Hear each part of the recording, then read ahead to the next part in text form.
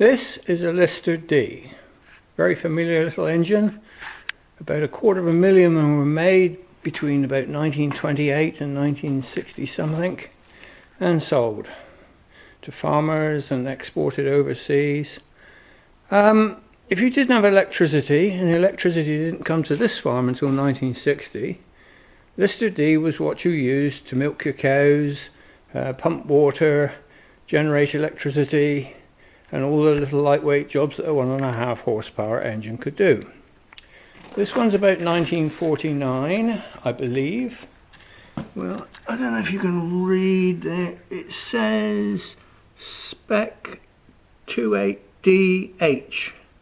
I know that DH stands for hopper cooled, but beyond that I can't really help you. I don't think it's done a lot of work.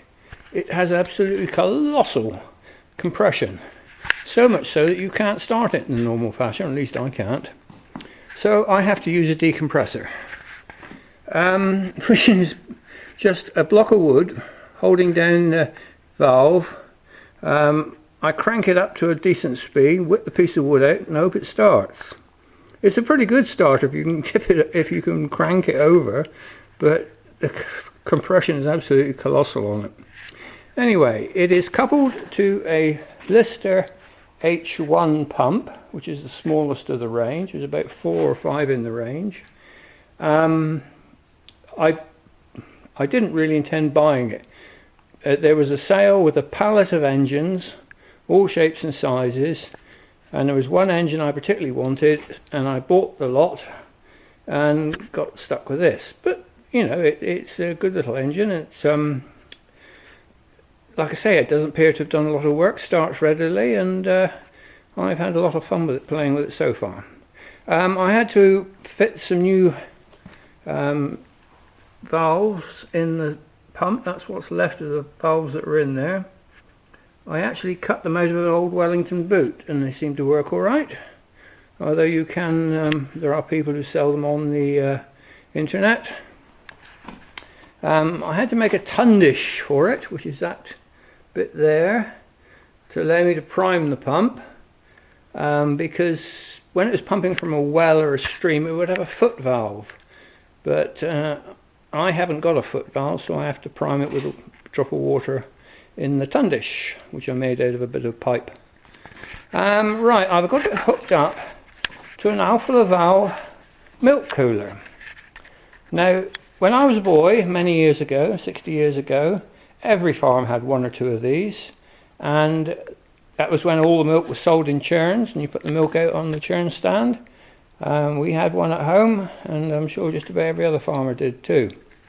But they seem to have disappeared quite quickly, and I hadn't seen one for a long time, and then I bought this one in a sale, and I was very pleased I got one. Normally the water used to run to waste. This is when water companies didn't charge a hell of a lot for the water, and you just let the cold water run through. Or if you were pumping from a well, the water was cold anyway, and it would bring the temperature of the milk down. Now, water goes in the top, obviously, and it has a simple turbine mechanism.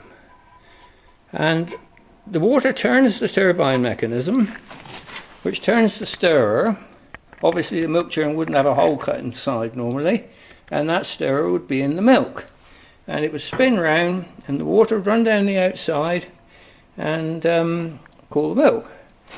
If you didn't cool your milk and it was a hot day, you'd get it sent back by the dairy as being unfit. There'd be a lot of muttering when that happened. I will attempt to start it so we can see it working. I'm going to put the camera down and see if I can get it to go. I'm getting on in years and I find it a bit of a struggle to start, but my decompression device is a big help.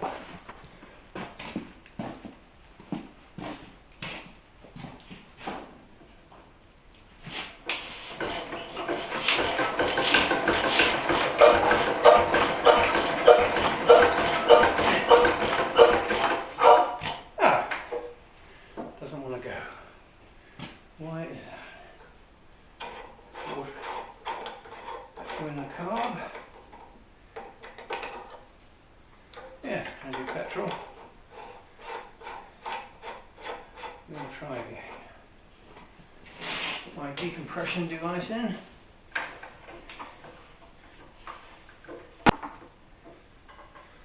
Wedging the valve down.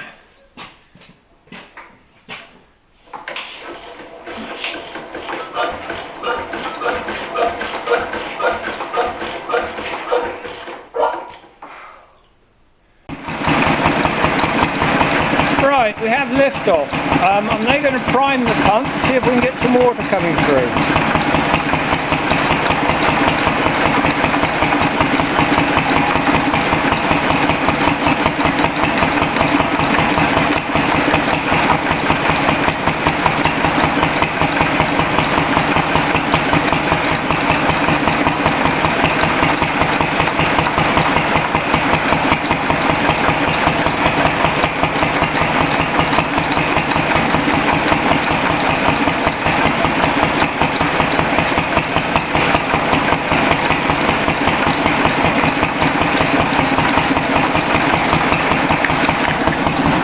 We have water coming through, and we can see the turbine working. The jet of water coming out there.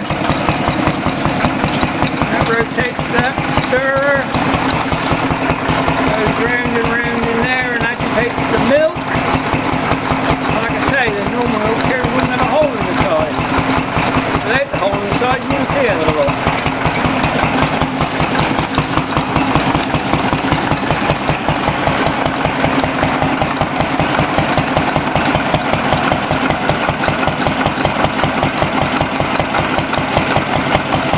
Well, I hope you've enjoyed that.